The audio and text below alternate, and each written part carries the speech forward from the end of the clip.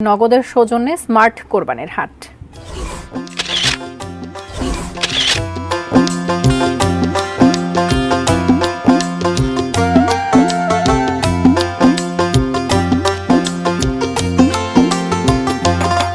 সৌজন্যে নগদ।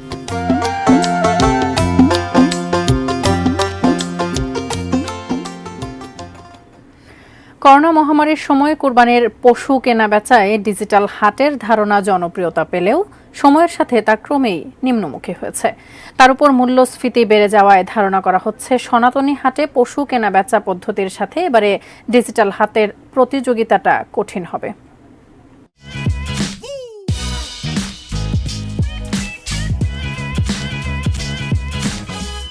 ঈদানন্দের শুরুটাই হয় কুরবানির পশু কেনার মধ্য দিয়ে। হাট ঘুরে দেখে শুনে পছন্দের কুরবানি কেনাটা ঈদুল আজহার ঐতিহ্যের মধ্যেই পড়ে।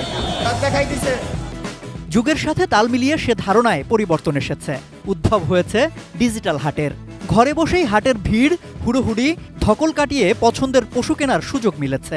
এভাবে অনলাইন মাধ্যমে নির্ঝঞ্ঝাট কেনাবেচায় বেশ অভ্যস্ত হয়ে পড়েছিলেন অনেকে। কিন্তু করোনা পরবর্তী সময়ে গত বছর থেকে ডিজিটাল হাটে বিক্রি অনেক কমেছে। আলোচনায় এসেছে ক্রেতাদের আস্থা হারানোর বিষয়টি। এই বছর তুলনামূলক কম বিক্রি হবে মনে হচ্ছে।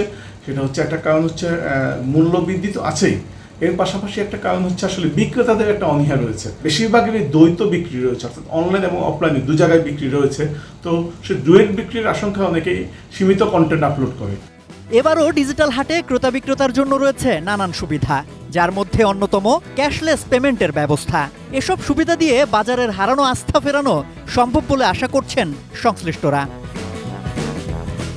একদিকে ঊর্ধ্বমুখী মূল্যস্ফীতি, অন্যদিকে ডিজিটাল হাটে মাঝারি থেকে বড় গরুর প্রাচুর্য। এই অবস্থায় ডিজিটাল প্ল্যাটফর্ম সংশ্লিষ্টরাই ধারণা করছেন সনাতনী হাটের সাথে এবার ডিজিটাল হাটের প্রতিযোগিতাটা কঠিন হবে। সম্রাট আনোয়ার, এটিএন নিউজ, ঢাকা। চলছে প্রেডিকশন গেম নগদ অ্যাপে। প্রেডিকশন করে জিতুন জিক্সার বাইক, টিভি, স্মার্টফোন সহ আরো অনেক পুরস্কার।